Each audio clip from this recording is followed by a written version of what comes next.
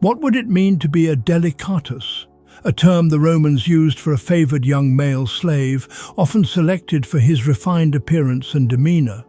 To the crowd in the Forum, or the elite circles of Palatine Hill, these boys were viewed as property, no different than furniture or livestock.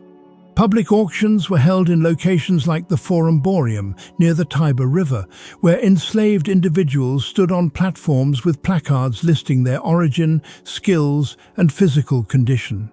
Young boys, often Greek, Thracian, Syrian, or Phrygian, were valued for their refinement and appearance, their price determined by perceived elegance and potential.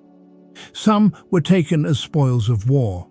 Others were sold by impoverished families in the provinces. The Roman satirist Juvenal, writing in the 1st century CE, mocked the elite successes, declaring, "A curly-haired boy costs more than a farm." His words exposed not just indulgence, but the empire's moral contradictions, where human lives were traded alongside cattle and grain. Once purchased, the life of such a slave became one of constant oversight, training, and restriction.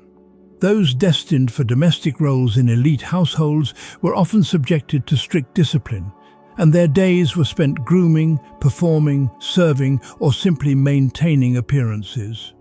In the private quarters of Rome's elite, where senators plotted and poets recited, these boys lived under tight control in luxurious but confined conditions. The Roman Empire did not merely tolerate this system, it institutionalized it. The buying and selling of enslaved boys for household service was neither rare nor secret. It was part of the luxury economy of the imperial elite. And yet, this was only the beginning. For the most highly valued among them, the situation intensified, because for the emperor's household, ownership was not enough. Control had to be absolute. Castration as control, the imperial court's secret practice. To the Roman elite, power was not merely exercised through conquest and law, it extended into every aspect of life, including the domination of enslaved individuals within the imperial household. Nowhere was this more evident than in the use of eunuchs in the Roman court. Enslaved boys and young men whose altered status symbolized submission, hierarchy, and exclusivity. Within the imperial palace on the Palatine Hill, eunuchs known as spadones served as slaves to emperors and nobles. These were not isolated practices, but reflected Rome's complex relationship with Eastern customs. Though Roman writers often criticized eunuchs as symbols of Eastern effeminacy, the elite continued to employ them, particularly those from Parthia and Asia Minor, highlighting the contradictions within Roman cultural ideals. Historical records suggest that castration, though technically illegal under the Lex Cornelia, was at times carried out to preserve certain physical traits favored in elite circles. While Roman medical texts avoid describing the procedure in detail, later sources refer to painful and dangerous methods. The contradiction in Roman law is striking. While castration was formally banned, enforcement was inconsistent, especially when elite households were involved. As the empire expanded, so did this contradiction. Enslaved boys from regions like Cappadocia, Galatia, and Syria were brought into Rome and became symbols of wealth and imperial reach. This practice, though rarely acknowledged openly, functioned as a calculated tool for preserving elite power. Yet for many of these enslaved individuals, life within the emperor's private sphere remained one of ritual, limitation, and unrecognized service. The emperor's slaves, hidden lives inside Rome's imperial court. Stripped of freedom, family, and personal agency, many enslaved boys in ancient Rome were absorbed into the private spheres of the imperial elite, rarely emerging again with an identity of their own. One of the most notable examples was Sporus, an enslaved youth reportedly brought into Emperor Nero's inner circle. According to Suetonius in the 12 Caesars, Nero arranged for Sporus to undergo a physical alteration, dressed him in women's garments, and held a public ceremony in which he referred to him as his wife. Sporus accompanied Nero in public, sat beside him at events, and resided in the imperial household. The emperor reportedly called him Sabina, echoing the name of his deceased spouse.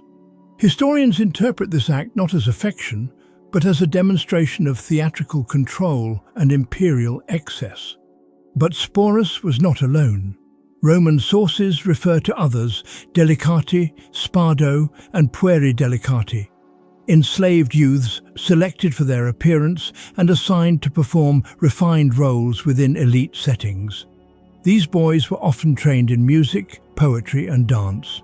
Roman poets like Martial and Catullus reference such slaves in passing, sometimes critically, sometimes with admiration.